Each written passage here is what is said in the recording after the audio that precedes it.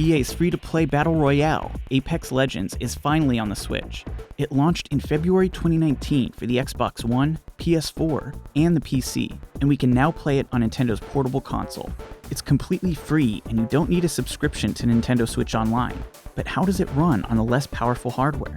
Not bad, actually. If you're new to the game, you drop into a huge map with 60 players in squads of 3. The goal is to be the last squad standing, picking up weapons and armor along the way to help you survive.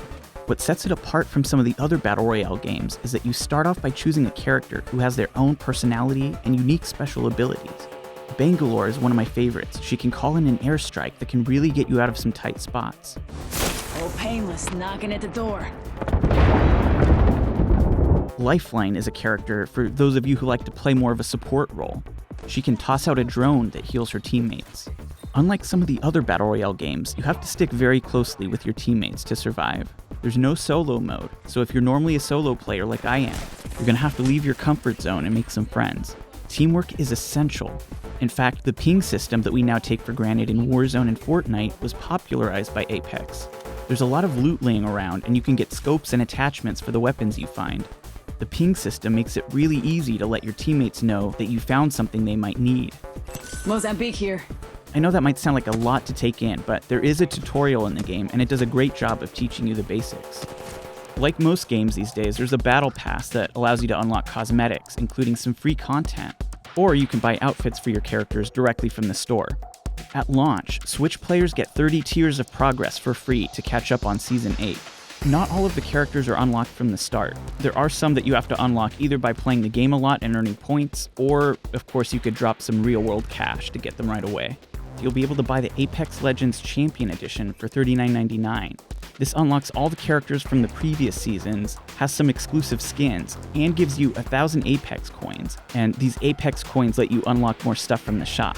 The Battle Pass is 950 Apex coins, so you'll have enough to buy that if you want. Apex is a 25GB download on the Switch, making it one of the bigger games on the eShop.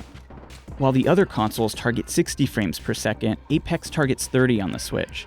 In terms of resolution, it runs at 720p docked and 576p undocked. While that sounds low, it's pretty standard for a high-fidelity Switch game, and it still looks great, even handheld. Of course, they did have to downgrade the graphics a bit, but this game still looks awesome. The character models are detailed, and the animations are really polished.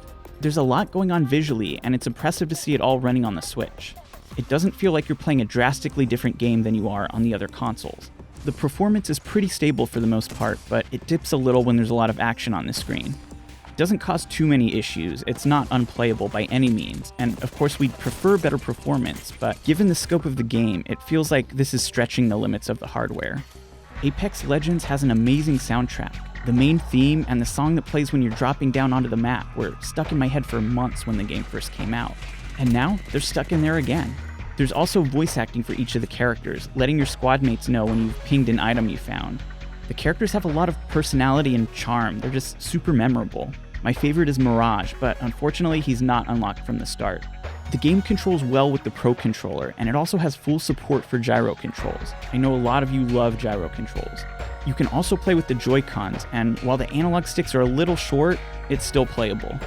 It has crossplay with the other versions of the game, but you can turn it off if you want. I love that they have that there, so you can play with your friends on other consoles. I think that's truly the future of gaming, being able to play with your friends no matter what hardware they're using. The biggest issue here is the lack of cross-progression. Now, I haven't spent a ton of time playing Apex on the other consoles, but I do have a few rewards unlocked from Twitch. But others have spent hundreds of hours and maybe even hundreds of dollars in the game. The developers said they're working on this, but it raises the question, what happens if we're playing on 2 accounts? Are they going to have a way to merge them? Without knowing this, it's hard to get invested in this version if you've been playing Apex and even have a few things unlocked. Games like Fortnite and Warzone have cross-progression figured out, so there's no excuse not to have it at launch here. Despite the issues, I'm happy to see Apex on here and that it's very playable. It's a solid addition to the Nintendo Switch's library. I'd love to see even more third-party games like this on the Switch. There's definitely a power difference between the Switch and even the base PS4 and Xbox One, so it can't be easy. But ports like Apex Legends and Doom Eternal show that it is possible, even if the developers need to put in a little bit more work. Once you've had a chance to download it, let me know what you think about Apex on the Switch in the comments.